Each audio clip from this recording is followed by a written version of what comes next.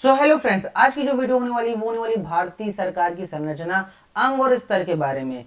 ये संसदीय व्यवस्था है जो 1947 के बाद जो अपनाई गई थी भारत का संविधान, उसमें संसदीय व्यवस्था यानी कि पार्लियामेंट डेमोक्रेसी सिस्टम को अपनाया गया था। अगर आप किसी भी एग्जाम की तैयारी कर रहे हैं तो ये जो टॉपिक है ये बिल्कुल आपको आना चाहिए। और एक अगर आप आम आदमी है तो भी आपको पता होना चाहिए कि संविधान के 3 अंग, विधायिका, कार्यपालिका, न्यायपालिका, जिसे लेजिस्लेचर, एग्जीक्यूटिव और जुडिशरी बोला जाता है, ये क्या है, इनका क्या स्तर होता है, सरकार कैसे नियम बनाती है, कैसे नियम पास होता है और क्या कुछ होता है। बहुत ही इंटरेस्टिंग टॉपिक है। इस टॉपिक को अगर आप याद कर लेते हैं तो आपका जो आने वाला एग्जाम है उसकी प्रिपरेशन काफी अच्छी तरीके से हो जाएगी। तो चलिए हम बिना किसी देरी के आज के टॉपिक को समझते हैं। तो देखिए, भारतीय सरकार की जो संरचना है जो कि 1947 के बाद इसको अपनाई गई थी आज़ादी के बाद, और संसदीय व्यवस्था को अपनाई गई थी जो कि पार्लियामेंट हमारा डेमोक्रेसी राष्ट्र है। अब जो संविधान के अंग होते हैं वो 3 अंग होते हैं। एक होती है विधायिका जिसे बोलते हैं लेजिस्लेचर, एक होती है कार्यपालिका जिसे एग्जीक्यूटिव बोलते हैं, और तीसरी होती है न्यायपालिका। तो संविधान के 3 अंग कौन कौन से हैं? विधायिका, कार्यपालिका और न्यायपालिका। सबसे पहले आप समझिए कि जो विधायिका है, तो विधायिका कानून बनाती है, ये एक लॉ मेकिंग बॉडी है। कानून बदलना, हटाना, जो भी काम होता है वो होता है विधायिका का। कार्यपालिका का काम होता है कानून लागू करती है, मतलब उसको इम्प्लीमेंट करती है। इसका काम होता है कानून बनाना, इसका काम होता है कानून लागू करना, इम्प्लीमेंट करना। और न्यायपालिका का काम होता है कानून का पालन सुनिश्चित करना, कि कानून जो बना कानून है वो सुनिश्चित रूप से, सुचारू रूप से चल रहा है कि नहीं चल रहा है, और जो कानून तोड़ रहा है उसको सजा दी जाएगी। तो ये होते हैं संविधान के 3 अंग। अब हम बात करते हैं हमारे लेजिस्लेचर यानी विधायिका के बारे में कि ये कितने स्तर रहते हैं। तो देखिए, इसके 2 स्तर होते हैं। एक होता है केंद्र सरकार का, एक होता है राज्य सरकार का। ठीक है, केंद्र सरकार यानी कि पूरे देश के लिए कानून बनाती है, और राज्य सरकार जो कि अपने राज्य स्तर पर कानून बनाती है। मतलब अगर इंडिया गवर्नमेंट कोई कानून बना रही है पूरे देश के लिए तो वो कौन काम करेगा? केंद्र सरकार करेगा। और मान लो आप रहते हैं मध्य प्रदेश, छत्तीसगढ़, राजस्थान, किसी भी स्टेट में रहते हैं, वहां का जो कानून बनेगा वो बनेगा राज्य स्तर पर। ठीक है, तो अब जो केंद्र सरकार है इसे बोला जाता है संसद, पार्लियामेंट।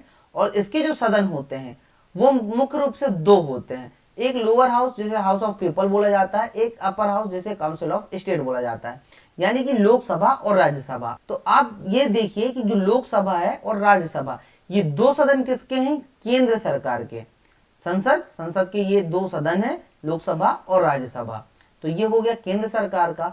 वहीं जब बात आती है राज्य सरकार की, तो ये राज्य स्तर पर कानून बनाती है और इसका विधानमंडल होता है। जैसे इसके पास होता है क्या? संसद, पार्लियामेंट। केंद्र सरकार के पास होता है संसद, पार्लियामेंट, और राज्य सरकार के पास होता है विधानमंडल। और इसके जो सदन है दोस्तों, ये काफी इंटरेस्टिंग है, थोड़ा सा ध्यान रखना कि सभी राज्यों के लिए होता है विधानसभा। ठीक है, ओवरऑल इंडिया के जितने भी स्टेट हैं सभी के लिए है विधानसभा। लेकिन इनमें से केवल 6 ऐसे राज्य हैं जिनके पास खुद का अपना विधान परिषद भी है। तो सभी राज्यों के लिए तो विधानसभा है, लेकिन 6 राज्य हैं जिनके पास विधान परिषद भी है। और वो कौन कौन से 6 राज्य हैं? यूपी है, आंध्र प्रदेश है, बिहार है, तेलंगाना है, कर्नाटक है, महाराष्ट्र। ये 6 स्टेट आपको याद होने चाहिए कि आपके एग्जाम में पूछ सकता है कि किस राज्य के पास विधान परिषद है। तो उत्तर प्रदेश, आंध्र प्रदेश, बिहार, तेलंगाना, कर्नाटक और महाराष्ट्र, ये ऐसे 6 राज्य हैं जिनके पास अपना विधान परिषद है। तो यहां तक सब क्लियर है? आई होप कि आप क्लियर होगा माइंडसेट। देखिए, विधायिका है संविधान का प्रमुख अंग, प्रथम अंग है विधायिका, जो कि कानून बनाती है, कानून बदलना या हटाना होता है। स्तर इसके होते हैं 2, केंद्र सरकार के, राज्य सरकार के। केंद्र सरकार पूरे देश के लिए कानून बनाता है, राज्य सरकार राज्य स्तर पर कानून बनाता है। केंद्र सरकार के पास जो सदन है उसे संसद बोला जाता है, और सदन के भी 2 स्तर हैं, एक लोकसभा, एक राज्यसभा। राज्य सरकार के पास जो सदन है वो सिर्फ केवल विधानसभा है, और 6 राज्य ऐसे हैं जिनके पास विधान परिषद है। ठीक है, यहां तक क्लियर? अब ये तो देखो, ये बना लिया कानून। अब इसके बाद हम आएंगे कार्यपालिका पे यानी कि एग्जीक्यूटिव पे। तो देखिए, एग्जीक्यूटिव जो है वो कानून लागू करती है, और इसका जो स्तर होता है इसका भी सेम 2 स्तर होता है, केंद्र सरकार का और राज्य सरकार का। अब केंद्र सरकार में कौन कौन आते हैं? सबसे पहले आते हैं हमारे राष्ट्रपति जो होते हैं प्रमुख, फिर होते हैं उपराष्ट्रपति, फिर आते हैं प्रधानमंत्री। लेकिन एक चीज याद रखिएगा कि राष्ट्रपति, उपराष्ट्रपति और प्रधानमंत्री, तो यहाँ पे सर्वाधिक शक्ति जिसको दी गई है हमारे देश पे, वो दी गई है प्रधानमंत्री को। अब प्रधानमंत्री के पास भी मंत्री परिषद होता है, जिसपे कैबिनेट मंत्री आते हैं, राज्य मंत्री आते हैं और उप मंत्री आते हैं। तो ये जो तीनों है, कैबिनेट मंत्री, राज्य मंत्री, उप मंत्री, इन तीनों की सलाह से प्रधानमंत्री कार्य करते हैं, तो इनका ये मंत्री परिषद है। अब ये जो है ये हो गई सेंट्रल की बात, केंद्र सरकार की। अब जब राज्य सरकार की बात आती है तो देखिए, केंद्र सरकार का जो प्रमुख है वो है राष्ट्रपति, राज्य सरकार का जो प्रमुख है वो है राज्यपाल। इस पे कंफ्यूज नहीं होना, केंद्र सरकार का राष्ट्रपति और राज्य सरकार का राज्यपाल। केंद्र में बनते हैं प्रधानमंत्री, राज्य में बनते हैं मुख्यमंत्री। जैसे केंद्र सरकार का जो सर्वाधिक शक्ति वाला व्यक्ति है वो है प्रधानमंत्री, वैसे ही राज्य सरकार का जो है वो है मुख्यमंत्री। पूरे राज्य का कार्यभार इनके ऊपर रहता है। इनके पास जैसा इनका मंत्री परिषद रहता है, वैसा ही मुख्यमंत्री के पास भी अपना मंत्री परिषद रहता है। ठीक है, तो ये हो गया हमारा कार्यपालिका। विधायिका जो कानून बनाई, कार्यपालिका जो कानून लागू करी। ठीक है, तो ये आप समझ सकते हैं पूरा। अब इसके बाद आती है न्यायपालिका, जुडिशरी, यानी कि कानून का पालन सुनिश्चित करना। अब न्यायपालिका में क्या आता है, इसके स्तर होते हैं 3। सर्वोपरि जो होता है वो होता है सुप्रीम कोर्ट, राज्य स्तर पर होता है हाई कोर्ट, और जिला स्तर पर होता है आपका डिस्ट्रिक्ट कोर्ट यानी कि जिला कोर्ट। अब सुप्रीम कोर्ट जो है ये है दिल्ली में।